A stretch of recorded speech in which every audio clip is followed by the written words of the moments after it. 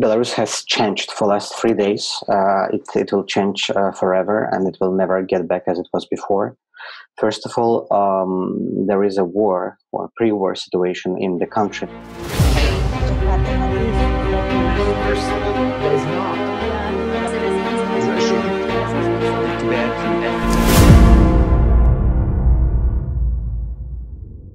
Dear friends, welcome to another edition of a Forum 2000 chat.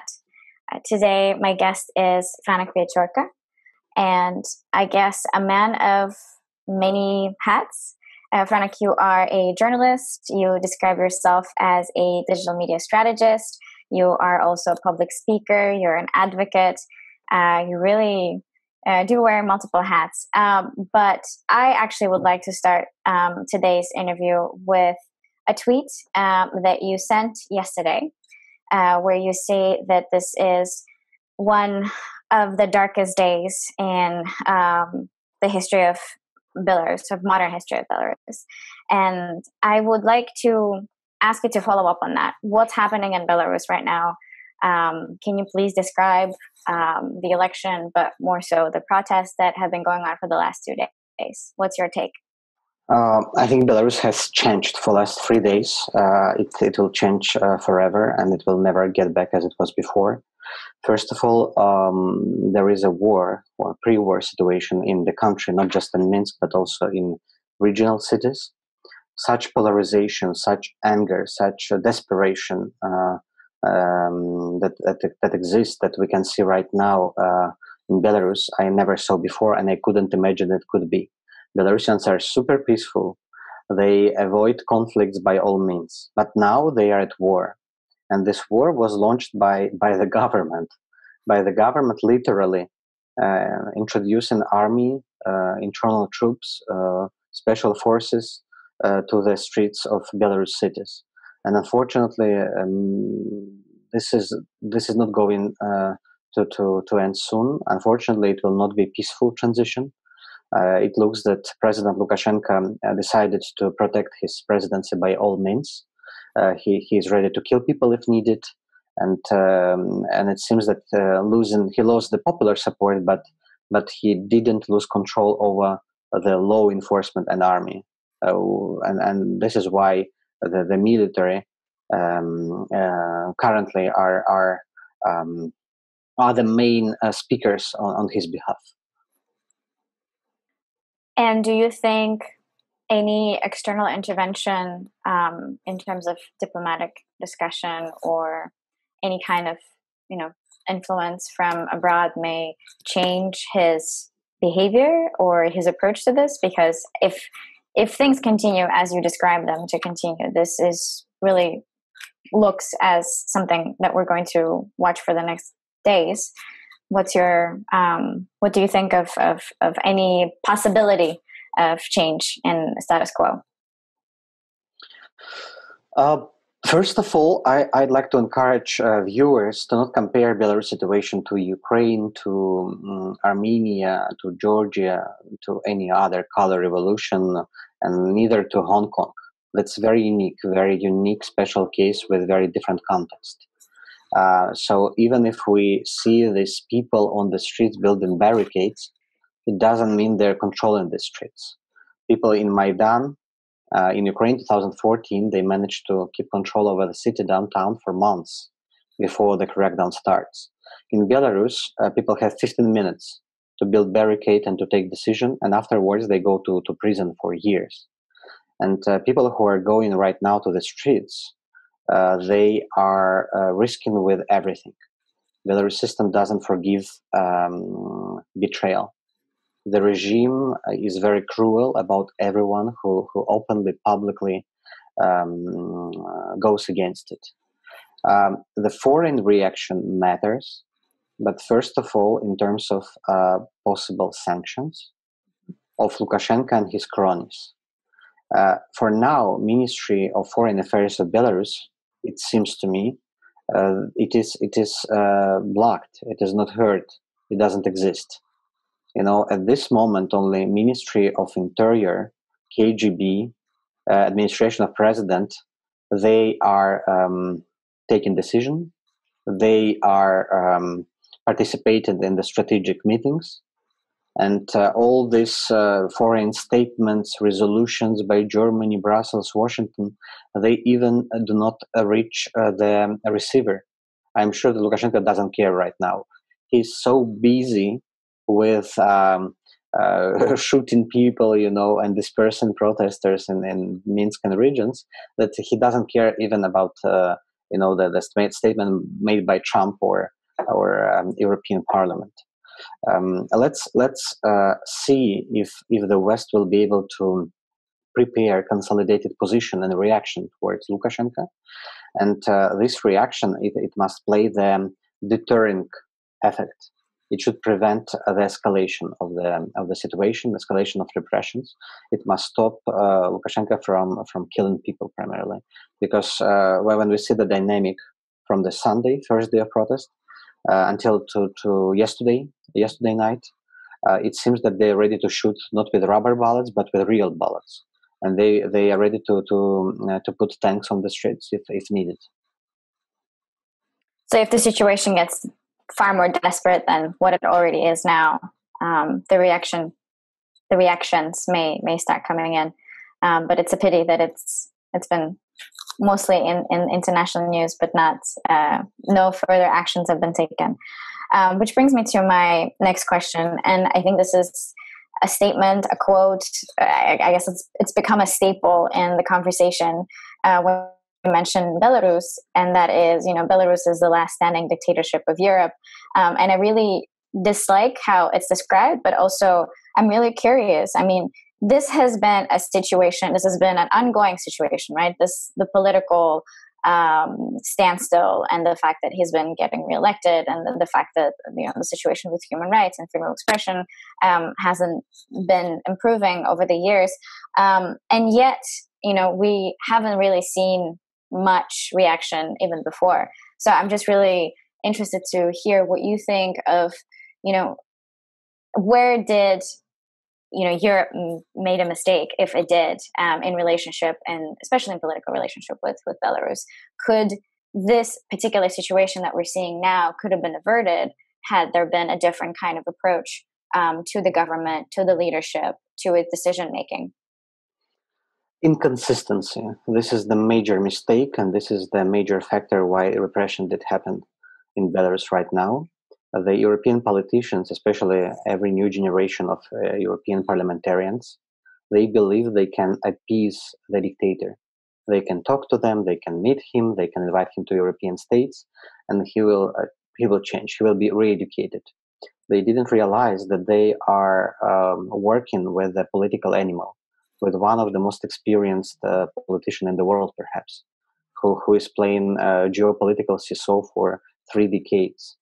And Lukashenko was always master of manipulation, of sending right messages at the right moment, at the right time, so everyone is happy and everyone hears what he or she wants to hear. Europeans did make some statements after crackdowns, but later, after 1 or 2 years, they began the dialogue, collaboration again and again. And this helped Lukashenko to stay in power for so long, because there was a moment for these 26 years when Lukashenko got really put in front of the choice, or to make reforms, democratic reforms, or to step down. He was always given half measures, always all the positions, all the strategies were partial. No unified strategy between Washington and Brussels came out towards Belarus. It was always disorganized.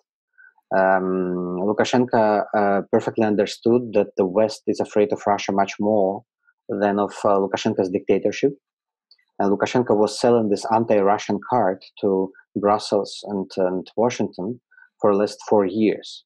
He was spreading the narrative that I'm protector of the independence. And same time, he was signing the integration roadmaps, putting Belarus in the forever dependence, political, economical, cultural dependence from Russia.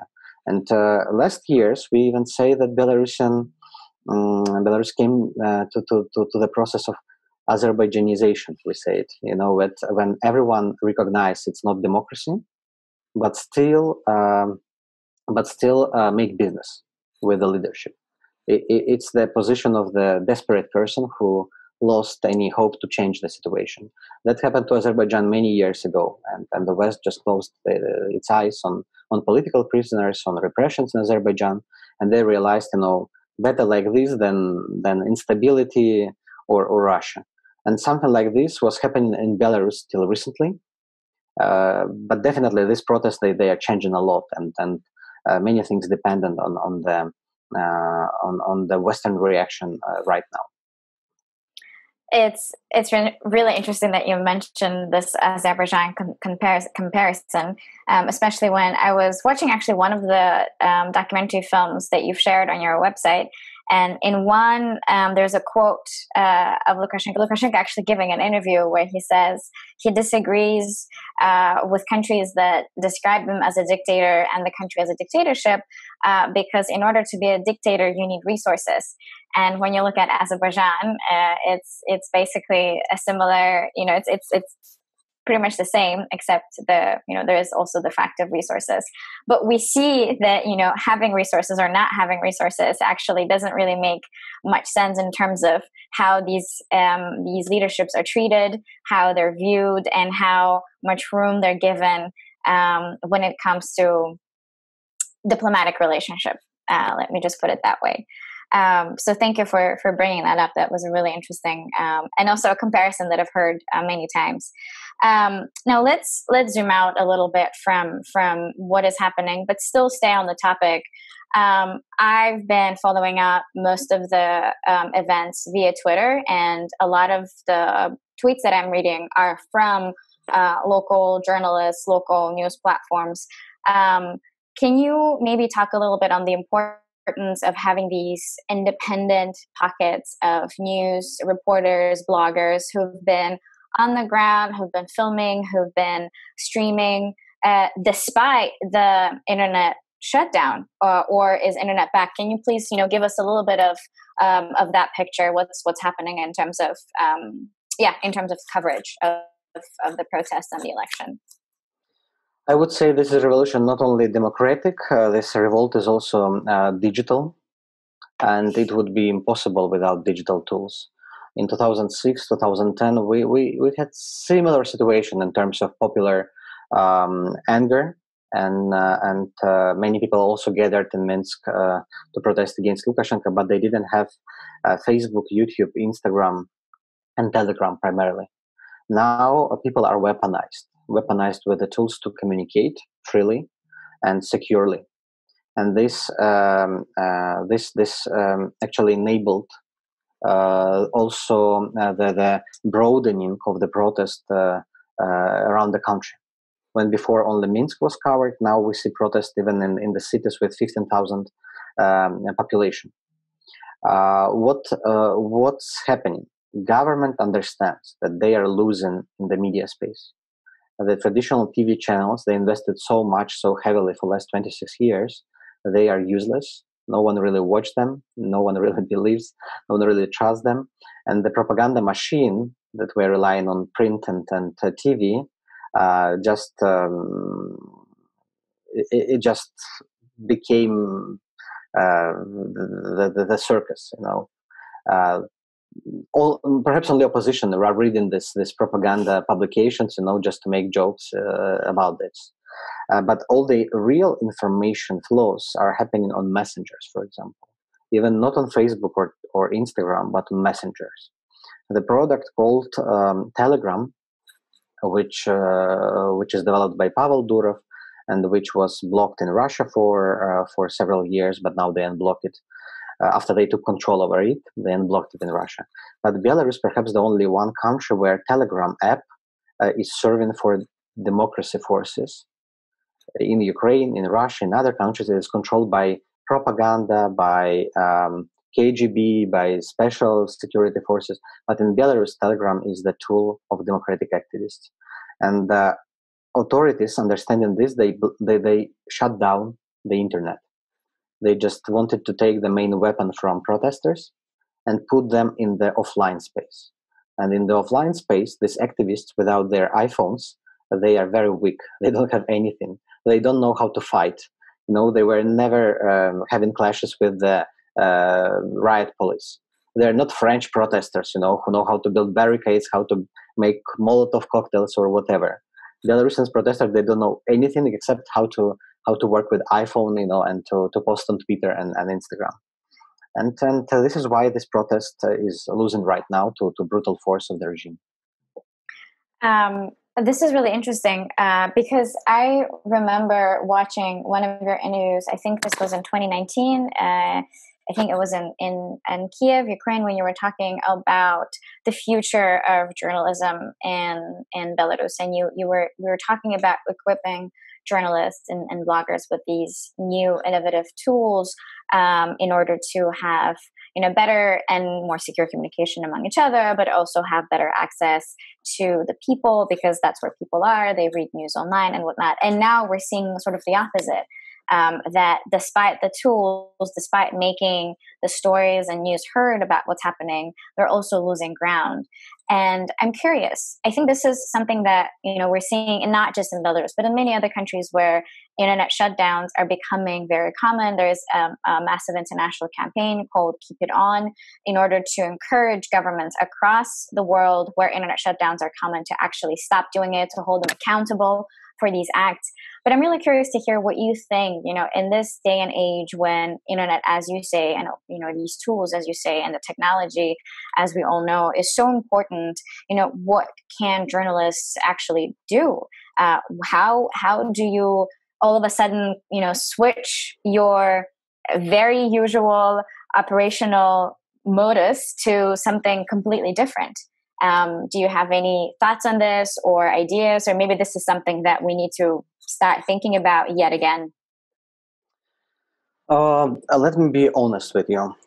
We speak a lot about shutdowns, about circumvention tools, and we are investing a lot of funds into these technologies, but we do not promote these tools enough. And what we were talking with my colleagues journalists for last 3 months about the shutdown, about the blackout, about the circumvention, about the security of messengers. And do you know what? When this day came, no one was ready. Because until you are put in this situation, you never take it seriously. Yes, in theory, you are cool, and the same with me. I'm cool to speak about this, circumvention tools at different conferences. But even when I faced this situation like a few weeks ago for the first time, I realized that I'm not prepared. What we really need, we need to stop creating new tools that are copying each other and do not add functionality, but to focus on promoting and training people to use these tools. There is a fantastic tool, Siphon, Canadian circumvention tool, also actually co-financed by USAGM, co-sponsored, but people didn't have Siphon before shutdown in Minsk happened, and they had to bring USB sticks, from flat to flat, with the application in order to install and to get to websites, because there was not possible to download this tool. It's just an example that there are tools that work. If they work, let them do their job. Let us, activists, journalists, reporters, to focus on promoting them and making sure that everyone who can be in this situation know perfectly how it works. The newsrooms, they were preparing for months formally for the shutdown. But what happened after they blocked their websites? All their news became inaccessible for a majority of readers. And only on the third day they realized they can post news on Telegram. Mm-hmm. Of course, now Belarusians will be more prepared. This experience of working under shutdown, it's very educative. It's very helpful to majority. But I think this situation can happen not only in Belarus but also in many other countries. And it has happened in many other countries. I mean, and we're seeing it happen in other countries. And it also reminded me a little bit of the Arab Spring uprisings when, the internet was cut off there and there was this chain of command between friends and colleagues who are based on the ground, but who are also based outside in different countries, who were getting text messages from folks on the ground so that they could tweet. Basically, at the time when Twitter was still 140 characters, they were sending these like short text messages that were then put on Twitter, and at the time when this was popular. So I think in addition to what I'm hearing is, in addition to knowing the technology that we have at hand and actually putting into practice and being prepared to use it, it also is important to know who your colleagues are abroad who can take over if, for instance, an internet shutdown takes place or blackout takes place, a temporary. Absolutely, I 100% agree with you. That's another issue that we didn't count it, that we were not prepared to. So we have to build, this backups infrastructure, and we need the backup strategy and plan for each situation. So for Belarus, we didn't have backup situation, neither for Radio Free Europe nor for local media. But for example, for Russia, because similar situation that we see in Belarus can happen in Russia. We know that Russia is learning from Belarus, and all the repressive tactics that are used in Russia, they are borrowed from Lukashenko's regime. And to be prepared for blackout and shutdown in Russia, we need to have a clear plan on different layers. Internet accessibility, alternative way to distribute the information. If the internet is totally switched off, what other means we can employ? Should it be satellite? Should it be Starlink internet technologies next year? Should it be traditional radio transmitters? We need this plan. And Instagram, Facebook, YouTube, everything is cool. But it is cool for peaceful times. For times of unrest, no one will see the content and funny pictures you're posting there. Well, I think it also has to do with the social media platforms themselves, right? I mean, I was just reading about Facebook not disclosing the evidence from year-long investigation in Myanmar. And, in cases similar like this, I mean, Facebook, when it was created, and when we look at Facebook now, it's not the same platform. It serves different purpose, and it's used by different groups and different communities for different reasons. And I think there may be a moment now to realize that, or like platforms like Facebook in particular, that has such a large following and such a large usage, perhaps the users also within this field, whether they're journalists or human rights defenders or activists, need to start realizing that perhaps Facebook is not the right platform, specifically because of all the loopholes that exist within the company, right? We take community guidelines, for instance, that are deeply flawed when you look from the human rights perspective, or you take these kind of investigations that are happening currently in Myanmar, and, Facebook saying that, yes, we're ready to provide all the evidence, and yet, not having done that. So I think there's also this there needs to be this change or shift in the mindset of people using these platforms, that, perhaps this is not, perhaps Facebook is no longer the right tool for users, especially in contexts like Belarus or Azerbaijan or Turkey or elsewhere, where domestic legislation also, kind of makes it much harder for users to use these social platforms for their needs and for their purposes.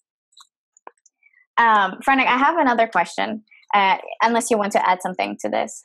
I just wanted to comment, that, for example, a tool like Telegram, if Facebook will launch this joint messenger for WhatsApp, Instagram, and Facebook, that would be really handy to have tool of broadcasting and publishing as Telegram has. I know there are many implications like security, also this potential loopholes privacy for terrorists, extremists, of course, privacy. And but at the same time, for countries like Belarus, that would be much, much helpful, because Telegram still, it's a niche. Of course, during the events like we have right now, it became the only platform working and available. But if Facebook had such broadcasting tool available, we would have much better time in terms of distributing the information. I would be really curious to see that tool come to life, because I'm sure I'll have a lot of questions on its implications.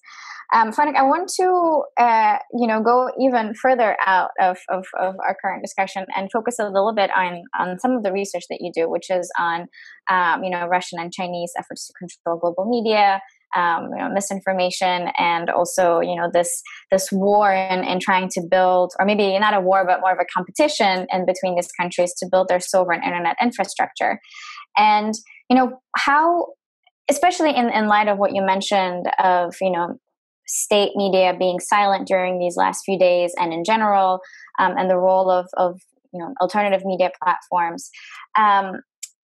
How do you see the coverage of recent events in Russian media? I mean, I know the answer, but I would like to hear it from you as well. In light of your research, and in light of what's happening and the silence of domestic media,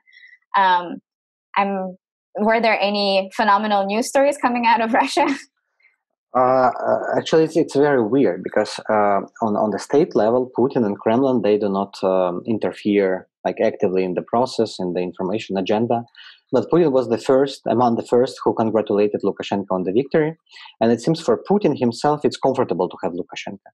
But also we feel like we are closely monitored by Russian security services and agents, and they have many scenarios for any development in Belarus, for sure. And even if there will be a revolt, uprising, and Lukashenko will fly to Rostov or Istanbul or Doha or wherever, Russia will definitely has its own plan for the country. But there was no one consolidated position. This is for sure. What we see in Russian media, they were writing a lot about the protests. They really like the protests, and both liberal media and state media.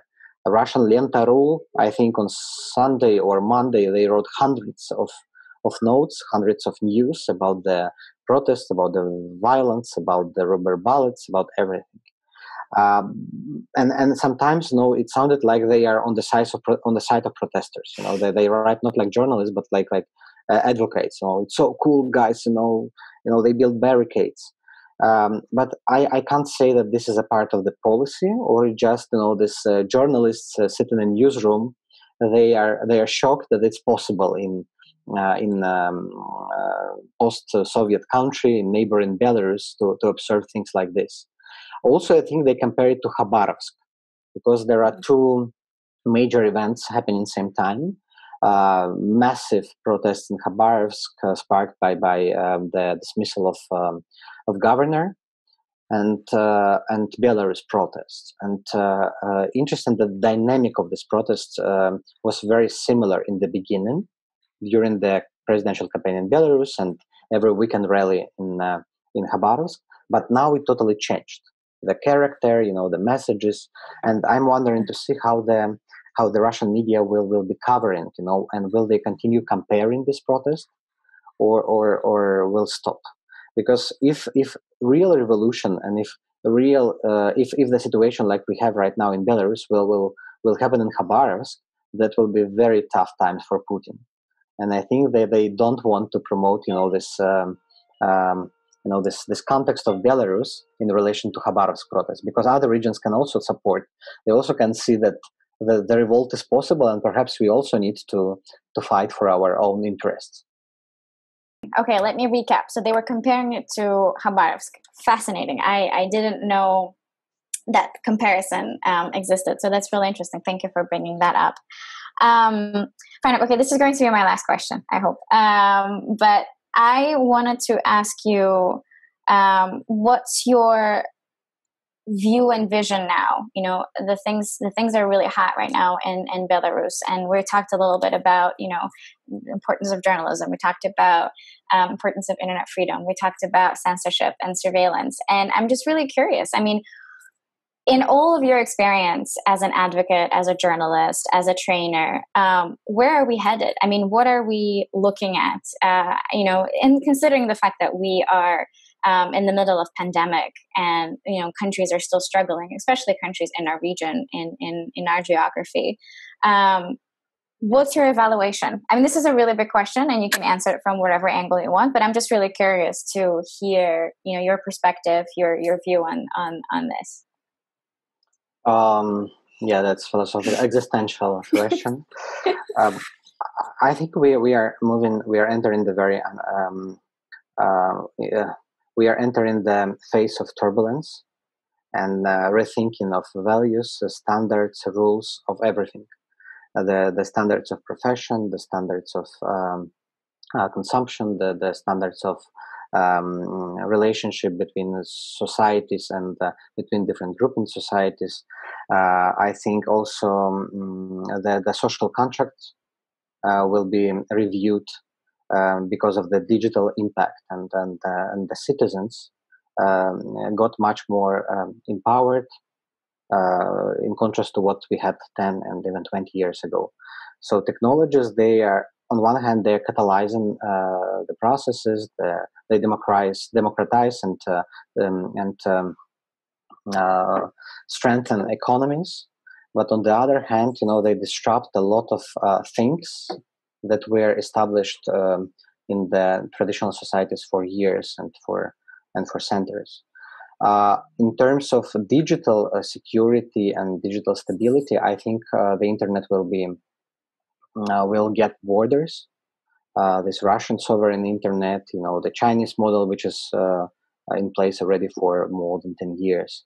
It shows us that there will not be a global internet anymore, and each country which will offer its own services and its own small internet. And in order to get the application from other country or to get people from other country, you will still need to get some visa, some virtual visa. Yes, and this is quite disturbing. But I think this is connected also to state interests.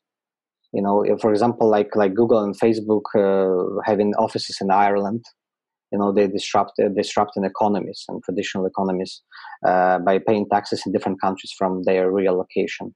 And in order to solve this problem, governments want to impose more regulation on this.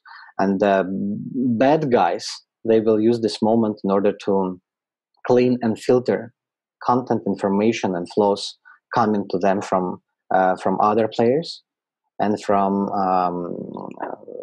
the sides they don't want to hear from. And I also think that COVID, it also shows the fragility of international community at all. It's impossible to develop a unified strategy. There is no trust between countries, people. Many states were lying about real numbers. China's position towards COVID from the very beginning put in danger the whole world. It means international community, organizations like United Nations, professional associations, intergovernmental organizations. They must be also reviewed, and they perhaps will be in crisis.